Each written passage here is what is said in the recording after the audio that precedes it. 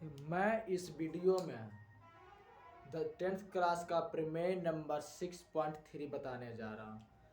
प्रमेय 6.3 क्या कहता है, देखिए, यदि दो त्रिभुज में संगत कोण बराबर हो तो उनकी संगत भुजाएं एक ही अनुपात में होती है और इसलिए ये त्रिभुज समरूप होते हैं। कहता है कि दो त्रिभुज में उनकी जो संगत कोण है जो बराबर होती है और उनका संगत भुजाएं अनुपात होती है, ये इसमें कह रहा है।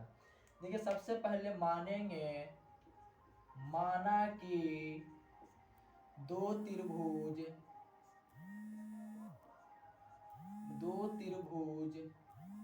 ए बी सी और त्रिभुज पी क्यू आर है। देखिए, दो त्रिभुज बना रहे हैं ए बी सी और दूसरा त्रिभुज है, इसे थोड़ा बड़ा लेंगे, P Q R.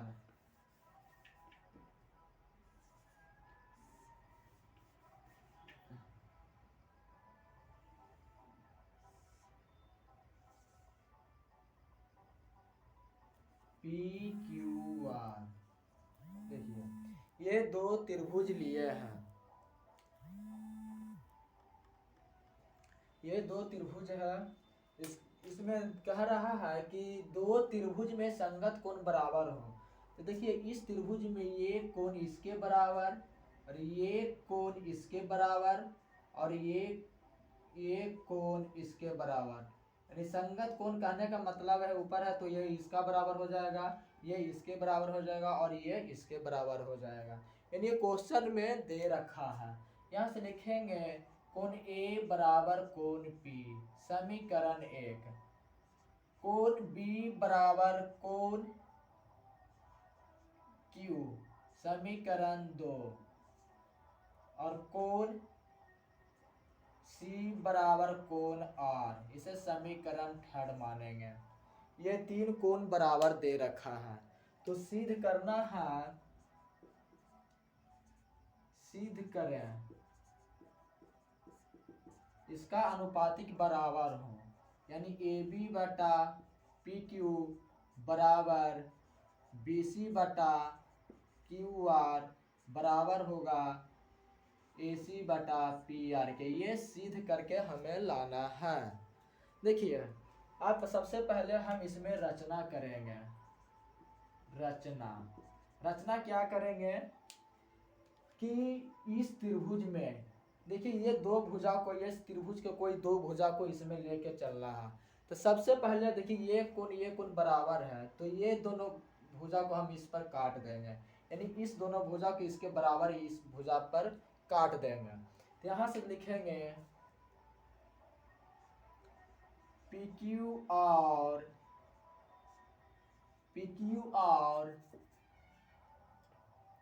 P R पर बिंदु डी और ए इस प्रकार लिया कि ए बी बराबर हो जाएगा। देखिए ये इसके बराबर लिया है डी और ए, इस प्रकार लिया है कि ए बी बराबर है पी डी के, ए बी बराबर पी डी, इसे समीकरण मान लेंगे 4 और ए सी बराबर इसमें हो जाएगा पी, समीकरण हो जाएगा 5। यानी हम इस प्रकार लिए कि ए बी बराबर हो जाएगा पी डी के और ए सी बराबर हो जाएगा पी के। इसे समीकरण 4 और समीकरण 5 मान लिए। अब यहाँ से देखिए प्रमाण कर रहे हैं, प्रमाण चलेंगे। देखिए समीकरण देखिए यहाँ पर ये कोण और ये कोण इसमें मिल रहा है, इन दो नहीं, फर्स्ट इसमें देखिए ये कोण मिल रहा है इस त्रिभुज में, यानी कोण ए, यानी समीकरण 1, 4 और 5, 4 और 5 से देखिए हम इस त्रिभुज में देखिए इससे कंपेयर कर रहे हैं। तो देखिए इस त्रिभुज में ये जो कोण है इसके बराबर है, और देखिए ये इसमें ये इस त्रिभुज में तो यहाँ पर लिख सकते हैं त्रिभुज ABC और त्रिभुज PDE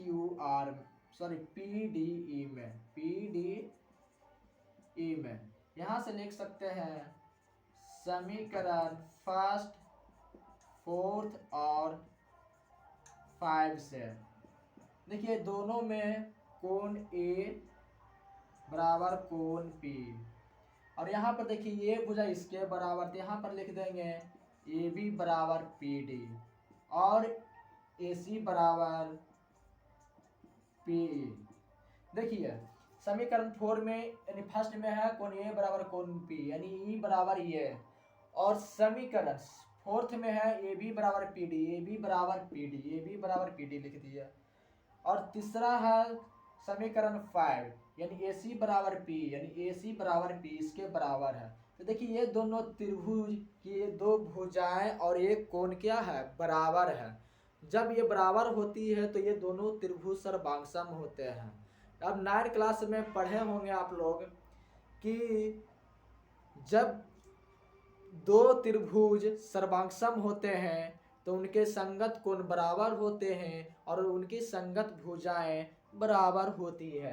तो यहाँ से देखिए त्रिभुज ABC सर्वांगसम हो जाएंगे त्रिभुज PDE के। तो किससे सर्वांगसम हो जाएंगे, तो यहाँ से देखिए एक कोण है, दो भुजा है। देखिए दो भुजा और एक कोण यानी लिख देंगे साइड एंगल साइड यानी साइड भुजा कोण भुजा। देखिए भुजा ये भुजा, कोण कोण और भुजा भुजा, इसलिए एंगल को बीच में लिख रहे हैं कि दो भुजा ये साइड और दोनों भुजा के बीच का कोण बराबर है, इसीलिए साइड एंगल साइड से साइड के सर्वांग समता से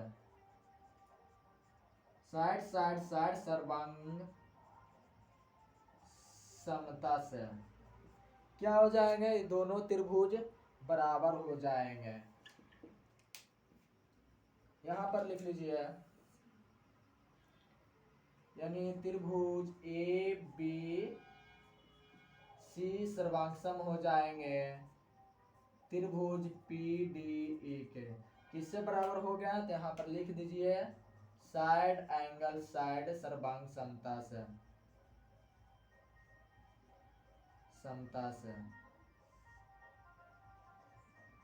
जब दो त्रिभुज सर्वांगसम होती है यानी दो भुजा और एक कोण से बराबर हो गए, सर्वांगसम हो गए, तो बाकी कोण भी इसका बराबर होती है और बाकी भुजा भी इसका बराबर होती है। तो यहाँ से देखिए ये इस त्रिभुज का भी ये कोण तो बराबर है, तो बाकी दो कोण बच गया, तो ये दोनों कोण भी इसके बराबर हो जाएगा। तो यहाँ पर लिख देंगे कोण B बराबर कोण D से समीकरण 6 मान लेंगे, और कोण C बराबर कोण E ये समीकरण 7 मान लेंगे।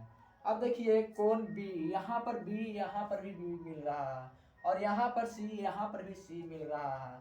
तो देखिए हम चलेंगे समीकरण 6 का मान समीकरण 2 में तथा समीकरण 7 का मान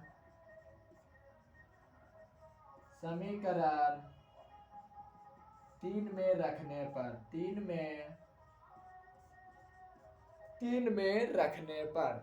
देखिए समीकरण 6 का मान इसमें रख देंगे, तो यानी कोण B के जगह पर हम कोण D रख देंगे, तो यहाँ पर हो जाएगा कोण Q बराबर कोण D।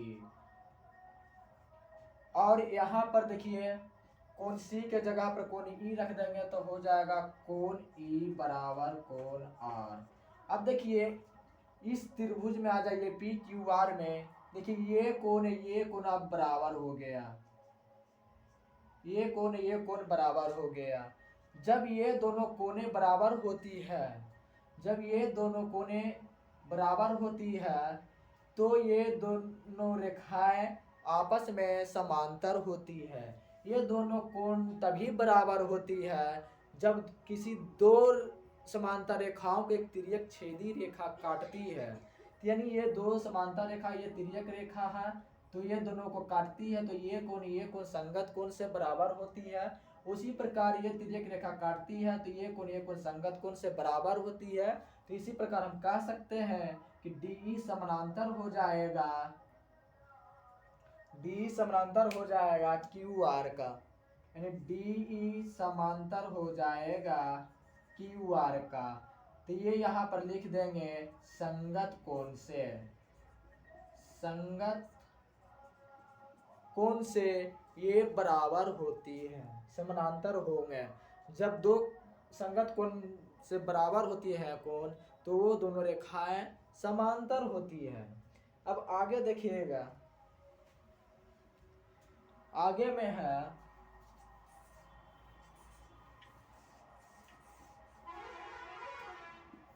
अब दो रेखाएं समानांतर हो गई, ये दोनों रेखाएं, तो ये पाइथागोरस प्रमेय कहता है कि जब दो रेखाएं समांतर होती है, किसी त्रिभुज में एक रेखा के समांतर खींची गई रेखा अन्य दो भुजाओं को भिन्न भिन्न बिंदुओं के एक ही अनुपात में विभाजित करती है। तो यहाँ से लिख सकते हैं APD बटा DQ बराबर हो जाएगा PE बटा ER। यहाँ पर समीकरण हो जाएगा, यहाँ पर लिख सकते हैं समीकरण 8। यहाँ पर देखिए, यहाँ पर हम लिख सकते हैं थेल्स प्रमेय से, थेल्स प्रमेय से, ये थेल्स प्रमेय से होता है। अब यहाँ पर देखिए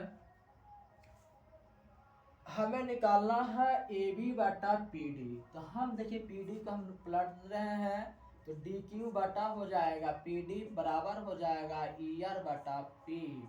दोनों में, अब दोनों में एक जोड़ देंगे, तो दोनों में एक जोड़ेंगे तो DQ बटा PD प्लस हो जाएगा 1, यहाँ पर हो जाएगा ER बटे PE प्लस में हो जाएगा 1। अब देखिए दोनों तरफ भिन्न के जोड़ पर आ गया। अब दोनों को इस प्रकार लिख सकते हैं DQ प्लस PD बटे PD बराबर ER बटे ER प्लस PE बटे PE। देखिए DQ plus PD, DQ plus PD को जोड़ देंगे तो PQ आएगा बटा PD। अब ये दोनों रेखा को जोड़ देंगे यानी ER प्लस PE को, तो आ जाएगा PR बटा PE। अब देखिए, अब यहाँ पर समीकरण जो लिखाए थे थर्ड और फोर्थ में, उसमें लिखाए थे कि ये कोण इसके बराबर है और ये कोण इसके बराबर है। समीकरण देख लीजिएगा फोर्थ और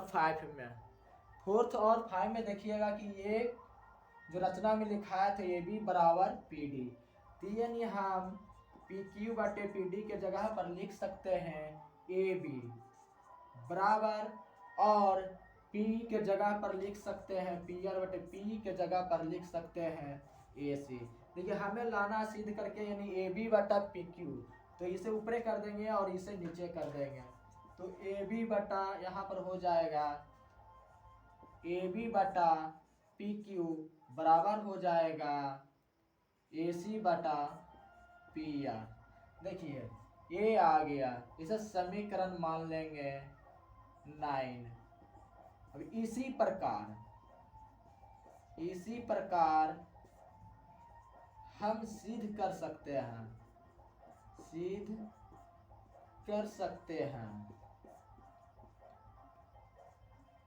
हैं कि देखिए हम इसी प्रकार सिद्ध कर सकते हैं। अगर उस समय लेकर चले थे ये दोनों भुजा को, अब इसी प्रकार आप ले चलते हैं, ये दोनों भुजा को ले चल सकते हैं। तो अब ये दोनों भुजा को लेंगे तो इसके बराबर हम ये दोनों रेखाओं पर काट देंगे। जब ये दोनों रेखाओं पर काटेंगे तो इसका अनुपातिक और इसका अनुपातिक बराबर आएगा। तो यहाँ पर हम कह सकते हैं कि AB बटा आ जाएगा पी क्यू के बराबर आ जाएगा BC बटा QR के। ये समीकरण 10 हो जाएगा। और देखिए समीकरण 9 और 10 से तो दोनों देखिए 9 और 10 दोनों के लेके चलेंगे। देखिए यहाँ पर AB बटा PQ है बराबर AC बटा PR। यहाँ पर आ गया AB बटा PQ बराबर आ गया BC बटा QR। तो इसीलिए यहाँ पर दोनों से हो जाएगा AB बटे PQ बराबर हो जाएगा AC बटे PR बराबर हो जाएगा BC बटे QR का। ये हमें सिद्ध करके लाना था और ये सिद्ध कर आ गया। अगर वीडियो अच्छा लगा हो तो इस वीडियो को शेयर करें, लाइक करें और इस चैनल को सब्सक्राइब करना नहीं भूलें।